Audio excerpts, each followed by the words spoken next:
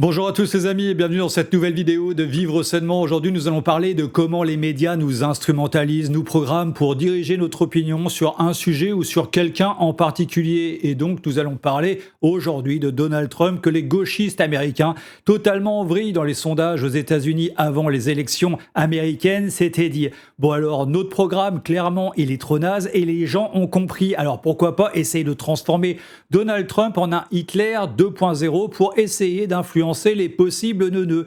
Et boum, c'est ce qu'ils ont fait et que nous allons essayer de décrypter aujourd'hui. Abonnez-vous à la chaîne les amis, activez la cloche qui est juste en dessous pour être informé de mes prochaines vidéos. C'est crucial en cette forte période de vous savez quoi. Je remercie également toutes les personnes qui m'aident financièrement sur Tipeee et me permettent de produire des vidéos comme celle-ci. Merci vraiment à vous tous. Alors on va commencer de suite avec la très grande perdante de ces élections, j'ai nommé Kamala Harris. Hier, nous avons appris que l'ancien chef d'état-major de Donald Trump, John Kelly, un général 4 étoiles, a confirmé que lorsque Donald Trump était président, il a dit qu'il voulait des généraux comme ceux d'Adolf Hitler. Donald Trump a dit cela parce qu'il ne veut pas d'une armée loyale à la Constitution des États-Unis. Il veut une armée qui lui soit loyale à lui. Il est profondément troublant et incroyablement dangereux que Donald Trump invoque Adolf Hitler, l'homme qui est responsable de la mort de 6 millions de Juifs et de centaines de milliers d'Américains. Tout ceci est une nouvelle preuve pour le peuple américain de qui est vraiment Donald Trump. Donald Trump est de plus en plus dérangé et instable.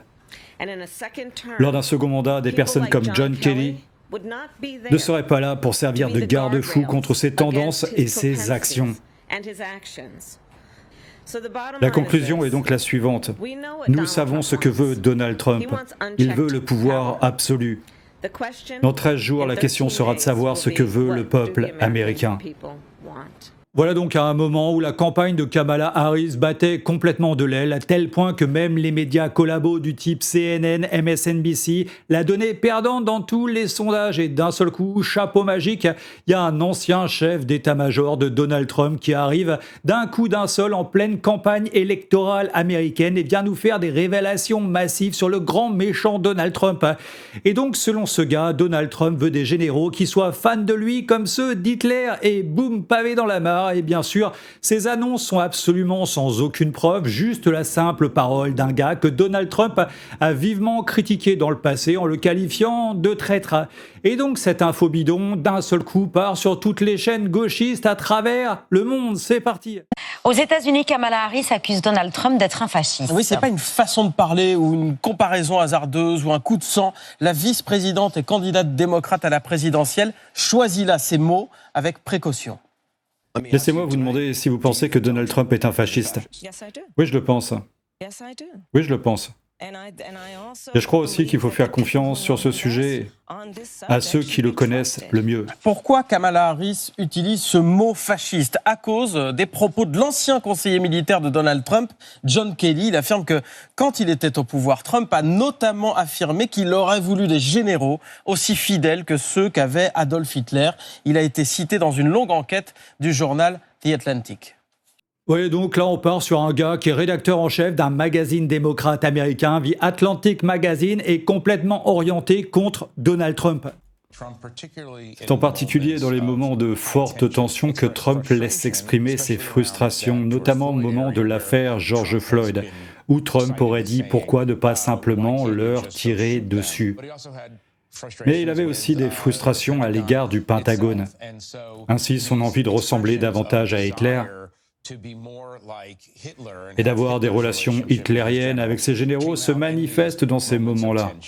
Ouais, donc là, on se rend compte de la qualité du journalisme. Aujourd'hui, on invite un pseudo-rédacteur en chef d'un magazine démocrate qui nous rapporte que lors de la mort de George Floyd, Trump aurait dit éventuellement, potentiellement, pourquoi ne pas simplement lui tirer dessus. Tout ça sans absolument aucune preuve. C'est tiré du chapeau magique d'un gars profondément anti-Trump.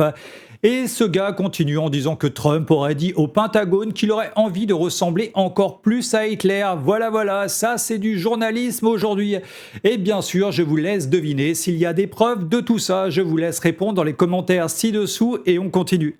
Ces révélations, elles auraient entraîné un scandale monumental il y a 10-15 ans, selon le spécialiste des États-Unis, Corentin Célin. Et ça n'est plus le cas, selon lui, parce que la presse n'est plus le contre-pouvoir du Watergate, sans doute en partie à cause de Trump. C'est ce qu'explique Corentin Célin. Autre exemple de ces scandales qui glissent, semble-t-il, sur Donald Trump. Un ancien mannequin l'accuse d'agression sexuelle, Stacey Williams, qui évoque des jeux tordus, sont ses mots, avec Trump et le violeur en série Jeffrey Epstein. Les faits se seraient déroulés dans la Trump Tower de New York. Voilà, donc là, on peut bien assister à l'association intentionnelle d'un violeur en série, Jeffrey Epstein, et de Donald Trump. Ce qu'ils oublient de dire, c'est que c'est Donald Trump qui a fait arrêter ce gars et que Trump n'a jamais bénéficié des services sexuels avec des enfants qu'offrait ce Jeffrey Epstein. Mais l'association est quand même faite dans cette émission totalement bidon. Encore une fois, uniquement pour pouvoir ternir l'image de Donald Trump. Et écoutons cet ex-mannequin. Trump nous a salués et il m'a tiré par la main. Il a commencé à me tripoter. Il a posé ses mains sur mes seins.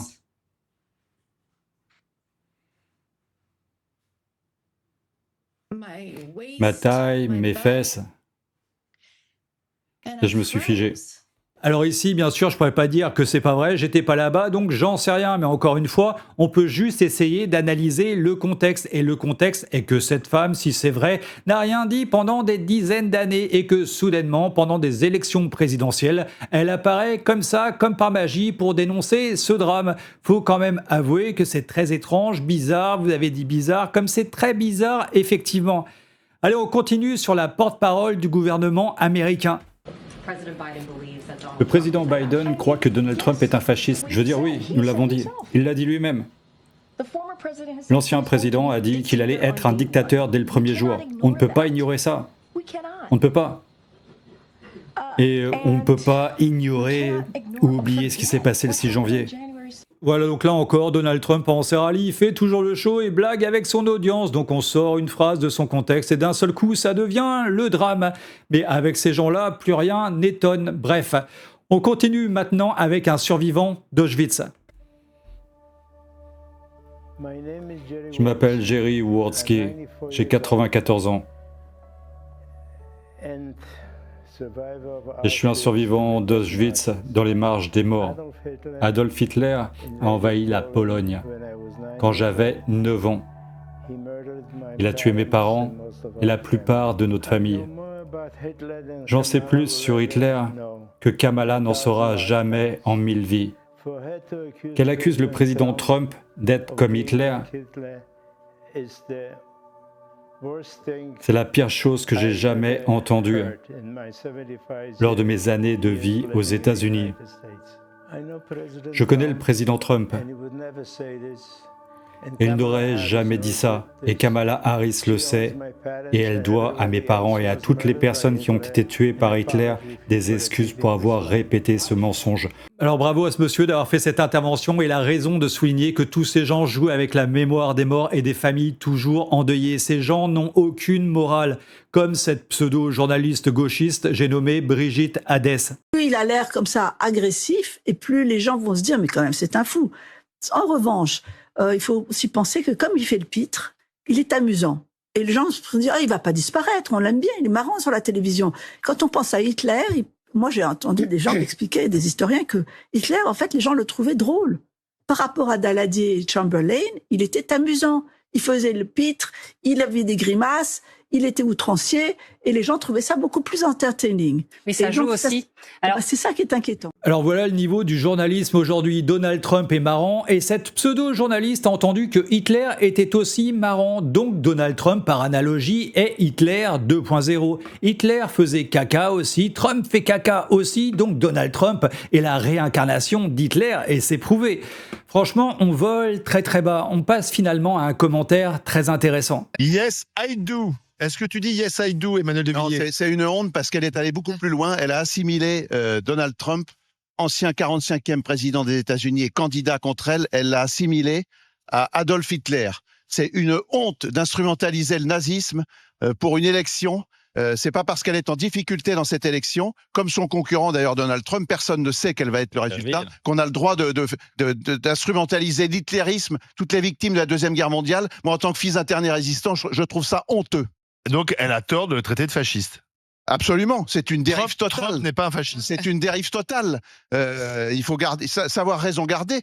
Trump est un polémiste et on peut ne pas aimer Trump, mais elle n'a pas le droit de qualifier, d'utiliser le mot fascisme. Le fascisme, c'est une référence historique qu'on n'a pas le droit de manipuler avec légèreté.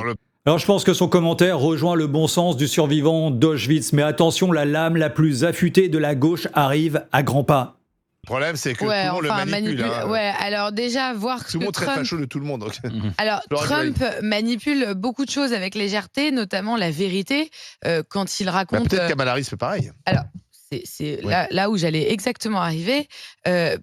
Donald Trump, il manipule beaucoup de choses avec légèreté, notamment le fait que les immigrés mangent les chats et les chiens des Américains, ou alors il va travailler dans un McDonald's pour dire que Kamala Harris n'a jamais travaillé dans un McDonald's, ou alors, enfin bref, il tourne à 10 fake news par jour, depuis des années. Quand Kamala Harris répond de manière assez ferme à 15 jours de l'élection dans la dernière ligne droite, là, nous, les Français, on s'offusque. Il y a deux choses. La première, on ne peut pas regarder une campagne politique avec un regard français aux États-Unis. Vous voyez bien qu'ils n'ont pas les mêmes méthodes de communication que nous et ils n'ont pas le même usage des mots que nous. La deuxième chose, c'est que quand on lit la définition... Tous les députés insoumis traitent de fascistes ces gens qui ne pensent pas comme eux. Pardon, c'est... Par ailleurs, la définition, c'est que Emmanuel, évidemment, Donald Trump a moins de sang sur les mains que Hitler, c'est évident. En revanche, la définition de fasciste dans le Larousse, c'est partisan d'un régime autoritaire, personne conservatrice et réactionnaire. Le régime autoritaire sur Donald Trump, la question se pose, puisqu'il a déjà dit que s'il perdait l'élection, il la contesterait. Ouais, donc après toute cette série d'arguments aussi hautes que les talonnettes de Sarkozy, elle nous dit que si Donald Trump perdait l'élection, il la contesterait. Ce qu'elle oublie de dire, c'est que la phrase n'est pas totalement complète. En réalité, il a dit que s'il perdait l'élection avec fraude avérée, il la contesterait, ce qui est juste du bon sens. Et Kamala Harris avait dit exactement la même chose. Donc encore une fois, on vole très très bas dans toute la malhonnêteté journalistique. Et on continue maintenant avec Dominique Bourg, un pseudo-philosophe sur le service public. J'aimerais bien aller exactement dans le même sens. J'ai pas fini ce que je voulais dire tout à l'heure. C'était en quelque sorte le début pour dire, en fait, Trump a un charisme extraordinaire. Qu'est-ce que j'entends par là ? C'est quelqu'un qui parle en deçà des mots. D'ailleurs, il inverse le langage, il le détruit. Ça n'a plus aucun sens de parler avec lui. Ça n'a aucun sens d'argumenter. Alors je ne sais pas si vous comprenez ce qu'il dit, Donald Trump parlant de ça, des mots, d'ailleurs il inverse le langage, il le détruit, je ne sais pas à quoi il tourne le gars, mais c'est très très puissant en tout cas, et on continue. Et il parle en dessous, et en fait c'est un fauteur de haine, et c'est comme Hitler, c'est quelqu'un qui fascine les foules et qui produit un phénomène quasiment religieux. Voilà, alors lui, je ne sais pas si quelqu'un a son contact, mais bien sûr, j'aimerais bien l'inviter pour un dîner avec quelques potes. On continue. Quand on voit l'attitude des Américains qui votent Trump, l'attachement qu'ils ont vis-à-vis de lui, on n'est pas du tout dans quelque chose de classique. Et ça, c'est extrêmement fort. C'est le charisme, alors, au sens le plus fort qu'on puisse avoir. Et il est extrêmement étonnant avec ça. Alors, effectivement, moi, j'aurais pas aimé être à la place de Kamala Harris, parce que si vous êtes un individu normalement constitué, ça glisse. Donc voilà, ça glisse et ce gars est philosophe et moi je suis le père de Dark Vador, alors on va lui laisser encore une dernière chance. Vous le comparez à Hitler quand même. Alors sans aucun problème. Ce que j'entends par là, c'est cette façon de susciter la haine, de susciter la volonté de détruire, de se détruire jusqu'à soi-même, parce que les gens ils vont aller à l'encontre de leurs propres intérêts. Et ça, c'est complètement étonnant, on n'en aura pas tous les jours. Bon, je suppose qu'il doit vendre des bouquins, alors si ça vous intéresse, faites vos propres recherches, pas trop envie de perdre mon temps avec cet individu. On passe à une autre flèche sur MSNBC aux États-Unis. Beaucoup de gens ont essayé de faire des similitudes entre Mussolini et Hitler et l'utilisation de la terminologie comme vermine et la poussée que ces hommes avaient vers l'autocratie et la dictature. La différence, cependant, je pense, rend Donald Trump encore plus dangereux. Et c'est qu'il n'a pas de philosophie à laquelle il croit. Il n'essaye pas d'élargir les frontières des États-Unis d'Amérique. Il n'essaye pas de vaincre un pays voisin comme Poutine en Ukraine. Il ne va pas dans un grand projet de domination internationale. Il veut juste regarder dans le miroir et voir un type qui est président. Tout ce qui l'intéresse, c'est sa promotion égoïste. C'est la seule philosophie qu'il a, ce qui le rend encore plus dangereux parce qu'il a dit à haute voix que ça irait pour mettre fin à la Constitution, pour le maintenir au pouvoir. Il a dit ceci, il a vraiment dit ces mots. Et l'ironie est que tous ces gens supposés conservateurs qui ont peuplé le parti républicain étaient là avec leur pouce dans la bouche. Et elle disait, c'est bizarre tout ça. Donc son argument, c'est Donald Trump ne veut pas élargir les frontières des États-Unis, donc ne veut pas de guerre. Alors moi, je dis bravo Donald Trump, pas de guerre pour les États-Unis, c'est le premier président américain à ne pas en faire. Et deuxième argument, il aime bien se regarder dans le miroir. Voilà, c'est le niveau du journalisme aujourd'hui. Qu'est-ce que je peux répondre à toutes ces niaiseries? Dites-le moi dans les commentaires. Alors on va passer à un autre gauchiste sur le service public. Un dernier mot là-dessus. Vous êtes président de la commission des finances. Lorsque vous voyez Elon Musk chargé par Donald Trump de faire un audit généralisé des dépenses publiques américaines avec l'objectif d'une gigantesque coupe, vous dites c'est de la folie. Vous dites après tout qu'un entrepreneur mette le nez dans les finances publiques, c'est une idée originale? Non, c'est pas une idée originale. Non, c'est aussi typique finalement de ce qui s'est passé dans les années 30. Je vous rappelle qu'il y a une partie du capitalisme, et non des moindres. D'ailleurs, j'ai vu que la bourse avait bien réagi à la victoire de Trump, qui s'est dit plutôt Hitler que le Front populaire. Et là, c'est un peu les mêmes problèmes, c'est-à-dire qui parie sur finalement un discours autoritaire, un pouvoir autoritaire, dont on ne sait même pas s'il rendra finalement les clés à la fin On peut se poser la question, vu les déclarations aujourd'hui de Trump, on peut se demander si c'est juste un républicain un peu plus excessif qu'un autre, ou si on assiste à un basculement aux États-Unis. Et moi, je ne suis pas sûr que ça ne soit pas le cas. Je pense que dans l'évolution absolutiste aujourd'hui du marché, du capitalisme tel qu'il est, il y a une tentation totalitaire. Voilà ce que je crois, et c'est ça qui est en train de se passer sous nos yeux dans beaucoup de pays du monde. Alors je rappelle la question, Donald Trump veut organiser un audit des dépenses publiques, c'est original, point d'interrogation, et réponse de ce gars, non, c'est la marque d'une dérive autoritaire. Voilà, donc un audit des dépenses publiques est une marque de dérive autoritaire. En fait, ces gars, c'est des acteurs qui ont appris juste des tirades et ils les balancent coûte que coûte. Parfois, c'est dans l'ordre et là, clairement, ça ne l'était pas. Mais c'est pas grave, ils diffusent quand même. Attention, maintenant, on va passer au Mexique. Donald Trump comparé à Adolf Hitler par des manifestants mexicains. Des dizaines de milliers de personnes ont manifesté hier à travers le pays pour protester contre la politique migratoire du président américain. La Maison-Blanche compte construire un mur entre les deux pays et renégocier l'accord nord-américain de libre-échange avec Mexico, inacceptable pour ces manifestants. Ces mesures menacent les droits de tous, de nos migrants aux États-Unis, et mettent l'économie mexicaine en danger, insiste María Elena Morera. En tant que Mexicains, nous devons pousser notre gouvernement, le président Peña Nieto et le chef de la diplomatie Videgaray, à nous défendre et à défendre la souveraineté nationale contre ces attaques du gouvernement des États-Unis. Le mur, envisagé par Donald Trump, pourrait coûter près de 20 milliards de dollars, un prix que l'intéressé a promis de baisser drastiquement. Le Mexique avait, sans surprise, refusé de le financer.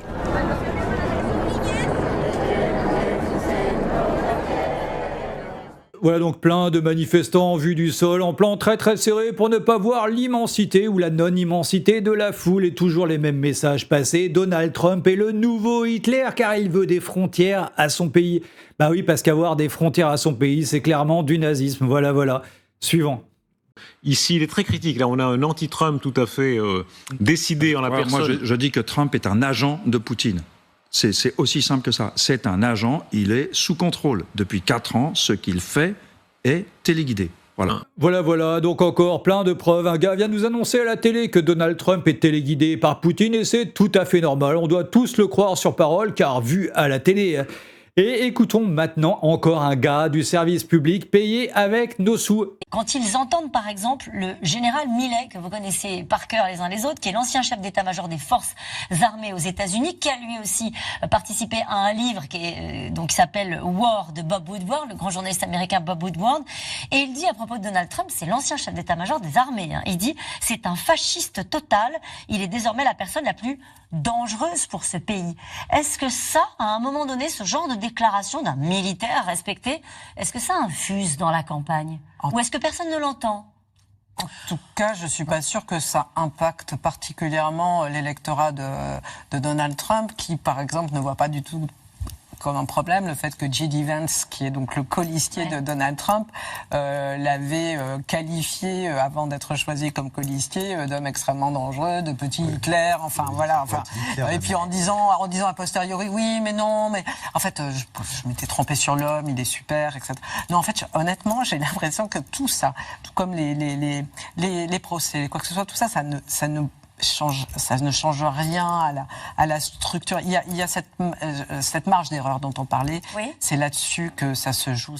Voilà, donc c'est bien, c'est rempli d'arguments. Je sais plus quoi dire. Dites-moi ce que vous en pensez dans les commentaires. Et là, on passe maintenant à la crème de la crème, toujours sur le service public. Non, vouloir tout mettre à bas, mais aussi avoir des contrats. Oui. Voilà, dans la. Mais est-ce que et je me tourne vers Olivier Manoni, est-ce que Elon Musk n'ajoute pas une dimension supplémentaire, qui n'est pas propre d'ailleurs au fascisme, mais au totalitarisme, qui est l'homme nouveau ? Un homme qui serait éternel. Ça se rattache à ce que vous disiez, c'est-à-dire c'est l'idée de nihilisme. Le nazisme aussi, au début, c'était un nihilisme. Les précurseurs du nazisme, de la révolution conservatrice, vous avez des textes de Jünger, vous avez des textes de Nietzsche, de gens comme ça, qui font l'apologie de la destruction, de la violence, de la fin du monde. C'est ça qui va amener le nazisme. L'ordre de fasciste, ça naît du chaos. Et pour y arriver, le chaos, c'est la meilleure chose qu'on puisse faire. Donc il y a du des chaos naîtra un nouvel ordre. De ce point de vue-là. Vous avez raison, Marc. Le terme que j'ai cité tout à l'heure n'a pas été inventé par Trump. Mais quand vous faites la liste de tout ce qu'il dit, de tout ce qu'il fait, je peux vous donner un autre exemple tout bête. Oui. C'était dans la campagne précédente. Ses arrivées en avion, avec atterrissage devant la foule. Bon, ça, c'est quelque chose Hitler a utilisé en 1932. Le thème, c'était le Führer survole les villes allemandes. Il arrivait avec c'était un petit avion, c'était pas Air Force One, ni l'avion de Trump, mais il arrivait directement dans les stades avec son avion et il tenait ses meetings. Quand on utilise une symbolique, un vocabulaire, une gestuelle et une volonté de force et de violence très claire à ce point-là, on ne peut pas faire abstraction de cette histoire. Ouais, donc encore une fois, la même analogie. Hitler arrivait en avion devant ses supporters, Trump arrive en avion devant ses supporters, donc ça veut dire que Trump est le nouveau Hitler 2.0. Et toutes ces émissions bidons sont payées avec nos impôts. Allez, on passe au Québec. Il ne dit que des conneries. Il ne fait que de l'incitation à la violence, à la division. On dirait qu'il est l'incarnation du mal. Un peu comme Mussolini et Hitler l'ont été en leur temps. Il est un monstre. Et il y a 50% des Américains qui l'aiment. Et voilà, encore une fois, je sais pas quoi dire, ça c'est du journalisme au 21e siècle, on tombe clairement dans les fausses sceptiques du journalisme. Maintenant, on va essayer de lui laisser répondre Nicolas Mirkovic. The Atlantic, quand même, qui est un journal plutôt démocrate américain, comparé Trump, disait que Trump parlait comme Hitler, Mussolini et Staline. Donc il manquait plus que Dracula et Darth Vader, Néron, et voilà, on avait l'incarnation du mal. Du méchant. Oui, en même temps, c'est pratique d'avoir un gros méchant comme ça pour les dessins animés. Alors voilà, clairement pas mieux, très très bonne parole, et écoutons de suite la réponse du nouveau président américain, Donald Trump. Ces 9 dernières années, Kamala et son parti nous ont traités de racistes, de fanatiques, de fascistes, de déplorables, d'irrécupérables, de nazis. Ils m'ont même appelé Hitler. Ils vous ont intimidés, ils nous ont diabolisés, ils nous ont censurés, ils nous ont déformés. Et ils ont utilisé le pouvoir de notre propre gouvernement contre nous tous. Ils ont pris votre argent, ils ont ouvert vos frontières aux criminels et aux terroristes, ils ont inondé vos villes de drogue mortelle et de morts. Ce sont des gens incompétents, ils ont donné des emplois à des migrants illégaux et ont envoyé notre sang et notre trésor pour combattre dans des guerres étrangères stupides où les pays ne savent même pas qui nous sommes et où nous n'avons jamais entendu parler du pays. Ce mardi est votre chance de vous lever et de déclarer que vous n'allez plus le supporter.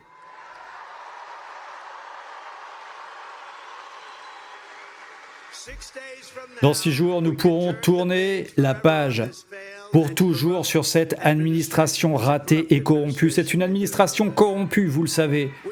Nous pouvons déclarer une fois pour toutes que nous en avons fini avec leur haine, nous en avons fini avec leur hystérie, nous en avons fini avec leurs canulars, leurs mensonges, leurs tricheries, leurs intrigues, leurs pillages et leurs vols. Ils volent. Alors bon, inutile de dire que son programme va faire un très grand ménage dans toute cette bureaucratie corrompue américaine et mondiale et que le monde va beaucoup mieux se porter très prochainement. Je tiens juste à préciser que ça y est, c'est officiel.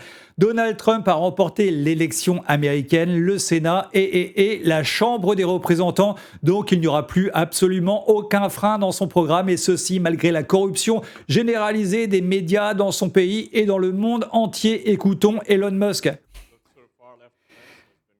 La presse d'extrême gauche ne cesse de répéter que Trump est comme Hitler, Mussolini et Staline réunis. Et qu'il est en quelque sorte pire que les trois réunis. Ce sont des gens qui ont tué des dizaines de millions de personnes et comme quelque chose ne va pas avec la presse... Vous savez, quelque chose ne va pas avec la presse. Oui, c'est vrai, le journalisme est mort. Qu'est-ce qui se passe? C'est bizarre, c'est bizarre. C'est pourquoi X est l'avenir. C'est du journalisme citoyen, vous entendez, les gens, c'est par les gens, pour les gens. C'est de cela qu'il s'agit. Je pense que c'est une très grande affaire et qu'il est absolument fondamental et transformateur que les gens puissent réellement décider des nouvelles et du narratif. Voilà, donc je vous invite tous à nous rejoindre sur X, anciennement Twitter, car des révélations massives vont arriver très bientôt et je peux déjà vous dire que c'est pas les médias mainstream qui vont en parler. Voilà, je pense que tout le monde aura pu constater avec cette vidéo que nous sommes tous programmés à très grande échelle par les médias grand public. Les médias sont tous contrôlés par une poignée de milliardaires juste dans l'idée d'influencer l'opinion des gens. Le service public, quant à lui, est 100% dirigé par des gauchistes. Nous devons tous nous débarrasser de cette gangrène en devenant tous des journalistes citoyens sur X. Alors, s'il vous plaît, rejoignez-nous tous car c'est là le dernier bastion où le peuple peut vraiment clairement s'exprimer sans filtre. Voilà, cette vidéo est terminée pour aujourd'hui. Je vous aime très fort les amis et ensemble on va tous y arriver. Si vous avez tous aimé cette vidéo, partagez-la sur tous vos réseaux sociaux, cliquez sur j'aime, la cloche et s'abonner qui sont juste en dessous et je vous remercie de votre aide avec ma cagnotte Tipeee pour que je puisse consacrer encore plus de temps à mes vidéos. Merci vraiment à vous tous et à très bientôt pour une prochaine capsule sur Vivre Sainement.